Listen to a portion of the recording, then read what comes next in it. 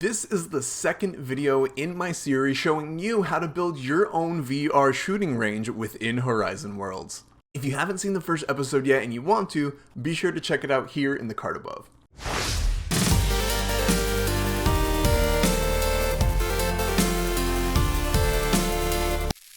Hi guys, my name is Tony and welcome back to JackaldudeGaming. Here, I like to have fun in VR, but I love helping you have fun there too. In the last video, we learned how to take the shapes that are available to you in Horizon Worlds. We learned how to manipulate them and place them together to make pretty much whatever your imagination can come up with. In our case, we made the DL44 blaster. In this video, we're going to learn how to texture and paint each of those parts, how to group them together to make one individual object, and how to make that object apply physics, and how to make that object grabbable using grab anchors. So there's a lot to do, let's get started. Also remember, if you want to follow this series to its end, be sure to subscribe to the channel and hit the bell notification so you're notified whenever the new episode comes out. Because next time we're actually going to get into scripting how to launch projectiles. It's really simple but really fun. But I think now I'm going to go over to painting. Like right now we don't want this white blocks. So over in our menu where we had build, we're not going to go to style. Now we have all of these color palettes and things like that. Materials, textures, texture density. And we're just going to play around with this and make some... paint this differently. So we're going to go to materials. A lot of this is going to be metal. So let's go to metal. Let's turn that up. Let's get some really metallic. We're going to paint the body black, even though that's not going to give us like...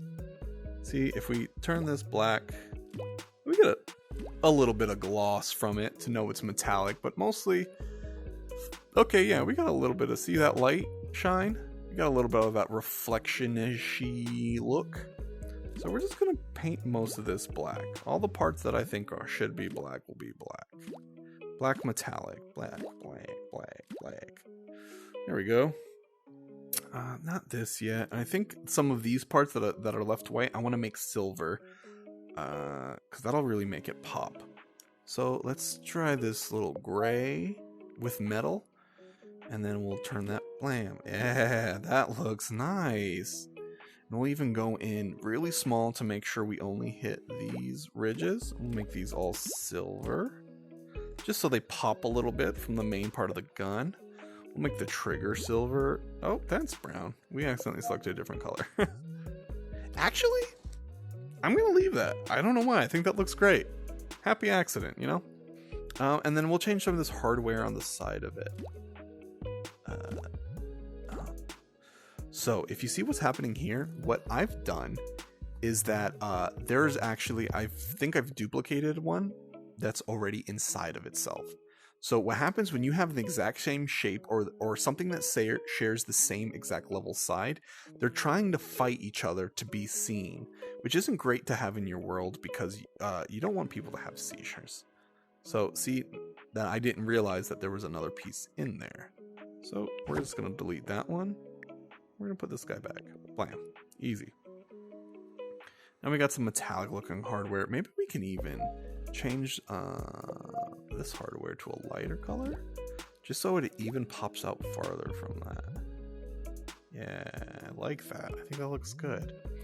And then of course it has a wooden handle. So we can actually even go down to textures. We have all these rum textures that are good for like... cement walls and stuff, but we even have this wooden texture which actually looks really good. We're going to bump the texture up. We're going to change this to like this brown, and then we're going to hit the handle. Oh, we still have metal on, so let's change metal to straight solid. Blam. Okay, you can kind of see the woodenness of it. Now we've kind of made something that kind of looks like the DL44. So you want to be careful though, because right now all of these tiny little parts, they're all separate parts. And if I grab this and do that, I'm like, oh no, my gun. Which, you know, in case, again, if you ever do that, you just hit the redo tool real quick and it'll pop right back. But we want to make sure this, when we start scripting and throwing this around, that this is all one object.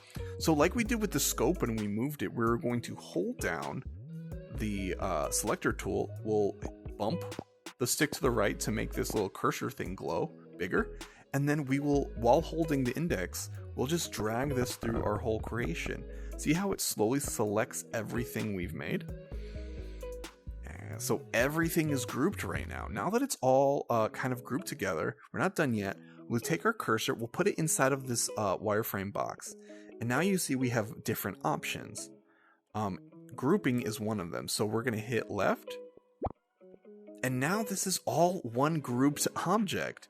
Now if you see, now it says ungroup, so we can undo it if we wanted to, but we don't want to do that. So let's hit the trigger in the air just to unselect it. And now if we grab any part of this, it moves as one whole thing. We have now just assembled all of our small parts into one part. And now if we look over here, this is what I was saying before, where I like using this as a mannequin. I think this is a little too big, but we'll find out soon because we'll hold it ourselves, and I'll tell you how we do that. So now this is all one group. We can start messing around. Oh yeah, and we'll just hit this to make that go away for now. We don't need it. Put our cursor inside, and then we'll press up to the 3 dots where it says properties. Blam, and then we get a properties panel where we can mess around with some other stuff. And this is the properties of this group. So this whole gun, we'll even name it to Blaster. Naming your stuff really helps you remember what it is. So now you have Blaster. It says it's visible and it's collidable. We want to be able to hold this. So we are going to put interactive. We want to be able to interact with this grouped object we made. Grabbable, physics, or both. For now, we're going to just do grabbable. Eventually, we're going to switch it to both. But let me show you what happens when we go to both. And basically just turning on physics. Blam. It falls to the ground. And we'll eventually give it the material of metal, so it falls down with more weight. But if we're still working on it, I like to just leave it at grabbable. So it stays floating in the air and it doesn't completely falling, and we don't have to pause the world and all that stuff. So we're gonna leave it to just grabbable, which is great.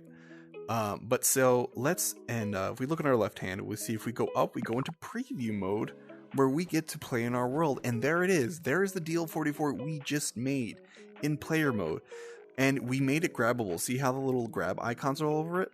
But see, that's a problem. So now if we grab it, we can literally grab it anywhere, which is kind of cool. But like, if eventually we make this fire, we don't want to grab it here and then shoot out of the barrel. That could be very dangerous. So what we're going to do is we're going to make it, and this is a little big too. So we're going to give this a grab anchor. And we'll leave that there, and we're going to go back into build mode. Let's straighten this out a little bit.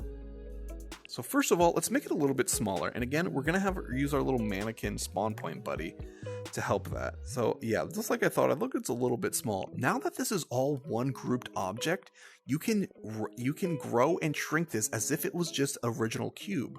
So if we put both our cursors in it and select it, we can grow it. Look at that.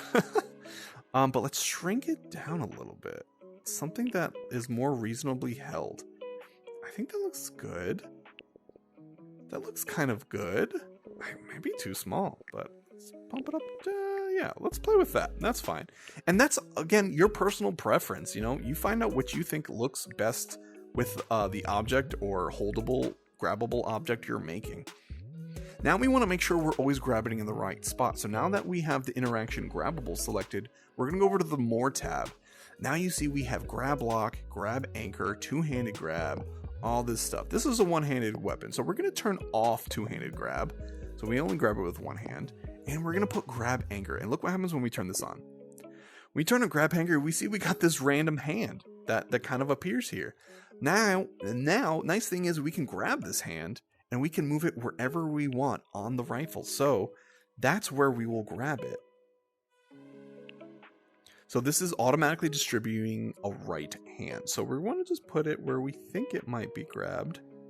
And if you can still grab this with the left hand, so that's why I like to make sure like the palm of the hand is right in the middle of the weapon or item. So then if I picked it up with the left hand, it would mirror it right. So it would still feel good holding with two hands. Now that's just, I just slapped that on there. Let's go see how it looks. We're going to go back into preview mode by pressing up on this pad. we're in preview mode. Now we grab this. Oh, it looks like we're barely holding on to it. So this is just kind of that thing where you kind of have to keep playing with the grab anchor and see where you'd like it. So we're gonna look at this again. For whatever reason, it had us grabbing it super low, even though it doesn't look that low. So let's raise this up just a little bit. And then let's even tilt it forward a bit. Yeah, something like that. Let's check that out. Preview mode. We'll grab it. Yeah, that looks a little more reasonable. It does feel like if I'm pointing it, it does feel like I'm pointing my wrist a little too far down. So maybe we didn't need to rotate that. So we're going to go back in, click on this, and let's rotate it back a little bit. Yeah, just like that. Just small increment. Oh, we also don't. Oh, so you got to be careful not to hit the old object. Make sure you're only selecting the hand when you're moving it. Let's see what that looks like. Go back to preview mode. And again, you're just going to go back and forth. That feels pretty good, actually. You know, more or less, it looks like you're holding onto the grip. You have a finger in there, you know, and you can be as, you know, anal with that as you like. And then we can switch hands. And that still looks pretty decent. Nice. Now we have something that kind of resembles the DL-44. Han Solo would be proud. And I think that'll be it for this video. In next video, we will actually make this thing fire.